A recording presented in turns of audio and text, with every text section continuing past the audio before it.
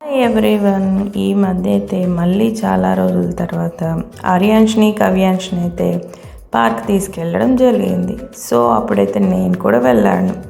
చాలా మటుకు నేను వెళ్ళడం చాలా తక్కువ, ఒక్కొక్కసారి వెళ్తూ ఉంటాను. సో ఈసారి అయితే నేను కూడా వెళ్ళడం జరిగింది. అందరం కలిసి వెళ్ళగానే ఇంకా ఆర్యాంష్ కవ్యాంష్ అయితే ఇంకా ఆల్రెడీ అలవాటైనదే కదా.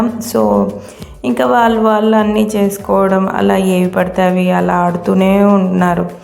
కొంచెం పిల్లల్ని అప్పుడప్పుడు ఇలా తీసుకెళ్తూ అలా వాళ్ళ మూడ్ని చేంజ్ చేస్తూ ఉంటే వాళ్ళ హ్యాపీనెస్సే వేరుగా ఉంటుంది కదా. కొంచెం నాకైతే అలాగే ఉంటుంది. బట్ ఒక్కొక్కసారి నేను కొంచెం టెన్షన్ పడుతూ ఉంటాను.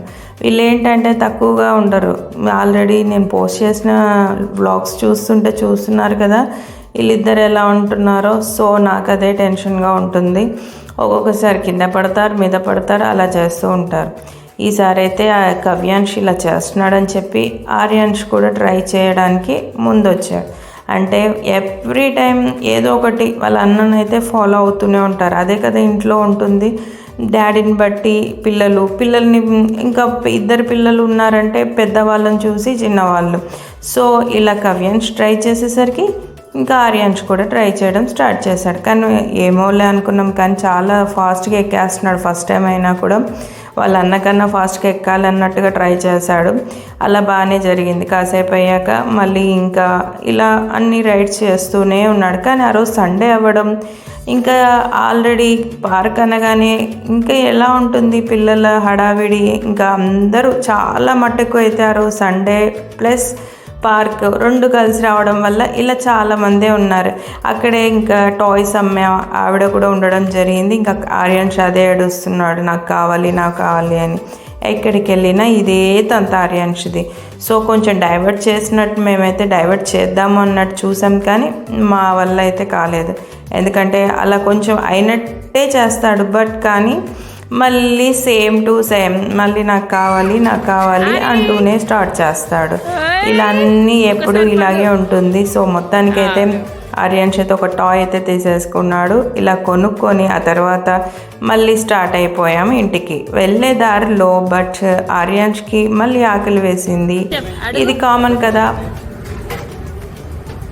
అక్కడ తగిలిందా దెబ్బ? బాగా తగిలించుకున్నా. దుబ్బు పోయిందని నువ్వు కింద పడ్డావా? ఇక్కడ ఏం చేస్తున్నావు? దేనికోసం వెయిట్ చేస్తున్నావు? ఏం పాలు అవి?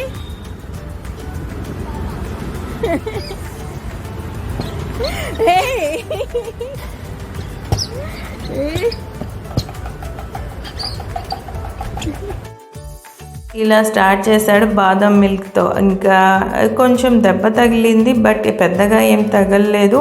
అప్పుడప్పుడు కాస్త అలా చిన్నగానే కొంచెం బ్లడ్ వచ్చేస్తున్నట్టుగా చేస్తుంటాడు. ఇదే నా టెన్షన్ అండి.